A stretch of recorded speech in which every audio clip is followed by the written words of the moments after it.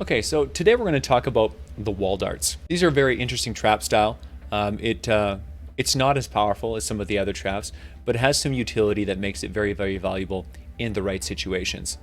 Now, the best perks for the wall darts can go one of two ways. You can either put crit rate, crit damage, damage, reload, and durability. This will give you the highest single shot damage per attack. It's on a 4.2 second reload time, so the reload time is fairly short. And it gives you 64 shots. So, you know, pretty solid. Lot of shots. Does a good amount of damage when it hits, you know, compared to some of the other builds. And this typically is the one that I like to go with. However, you can actually go with a shorter reload time. If you want to go with damage, double reload, this makes it so that it actually reloads a lot quicker. And while the damage will be less, it will fire faster and put more damage down in a shorter period of time. So the total amount of damage it will do is actually higher because it's continually firing. Now, the downside is that it'll eat up your durability a lot faster. However, the durability is not really a huge deal because the way that you set up these traps, the placement that you actually put these traps into is often you know, not heavily used. It's not heavily utilized. It's not like a frontline trap, like a gas trap, where it's going to run out of gas, or it's like a wall launcher that's constantly knocking things back all the time. So there's not a huge danger of this trap actually running out of steam. So you can go with either one if you want to go with the big hit like this, or if you want to go with the really high damage per second total damage output, you can go with the double damage, double reload. And then you go with durability or whatever you want. I like durability because it gives you more shots, more charges. It makes the trap last longer before it runs out of gas. Typically the walls that you're going to be putting these on are not usually in danger of getting attacked and blown up. So it's not usually necessary to put extra wall health, right? You can make the walls thicker, or you can make it have auto repair.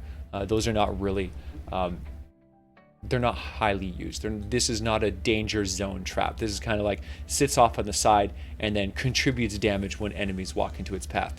Now, the thing that makes this a special trap, the reason that you would want to use this over other traps, is because of the trigger range. Now, this is a very special trap. This trap fires as soon as an enemy walks within 3 tiles of its range. So it'll fire from quite far away, which is a big deal. This means that you can put this off to the side where a normal trap would never get triggered, and this one will trigger and shoot the enemies, giving you additional damage that you would otherwise not be able to do with any other trap. So this one is very special. The other thing that is special about this trap is that when it triggers, it actually shoots more than 3 tiles away. So it will trigger from 3 tiles back, but it will actually shoot 5 tiles forward.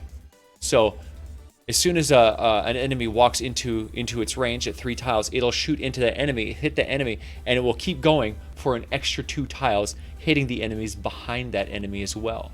Extremely powerful. The other thing to be aware of with this trap is that it has a different material cost, which is very important.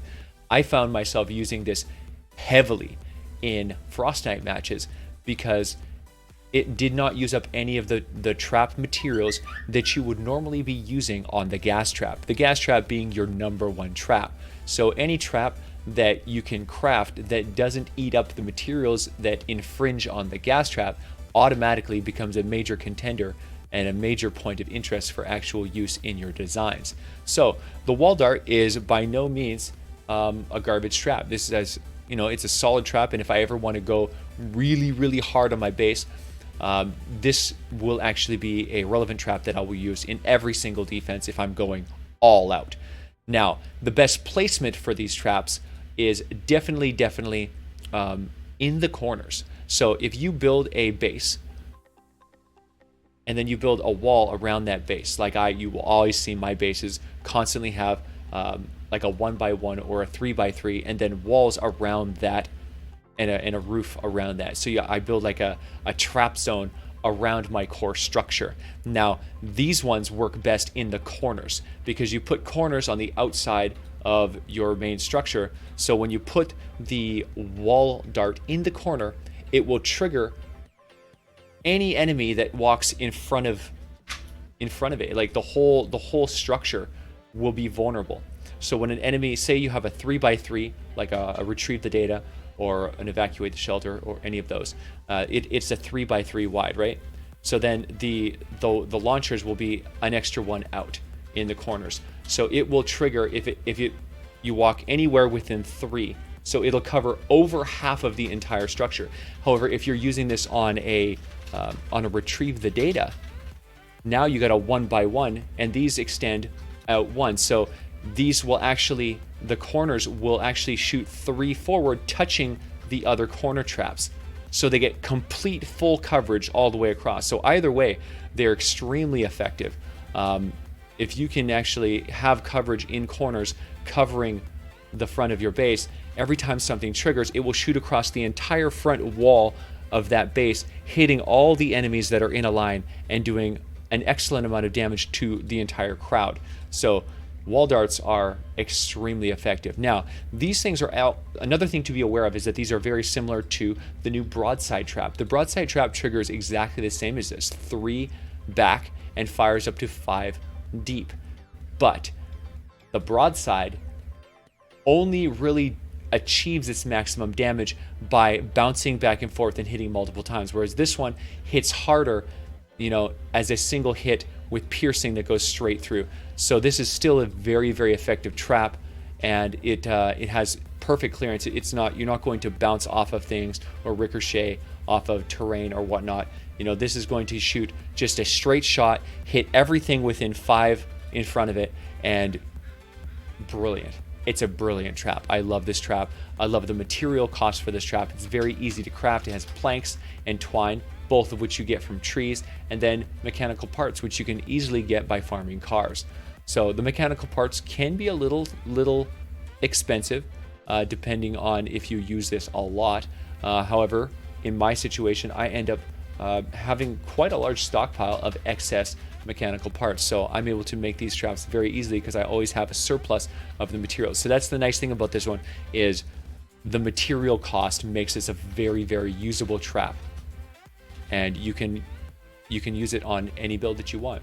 There's one other thing that you want to be aware of when you're placing this trap, is that it's actually very good for staircase defenses. So when you are building a staircase defense and you have a gas trap, you have like layered gas traps. As you go up a ramp, you'll have your gas and then your wall and then your gas and then your wall. The walls is where you put these, because these will actually shoot forward multiple squares, guaranteeing that they hit enemies. As the enemies are coming up the ramp, it will shoot from behind them and hit them as they're going up. So very, very effective, excellent supplemental damage. Those positions wouldn't be as effective with a broadside trap, because the broadside would shoot through and it would just, it wouldn't have anything to ricochet off of and do multiple damage. Okay, so there's one more thing to note about the wall darts. The wall darts have a unique ability to actually shoot through an inverted pyramid. So like a ramp. You have your wall, and then you have a ramp facing up away from the wall.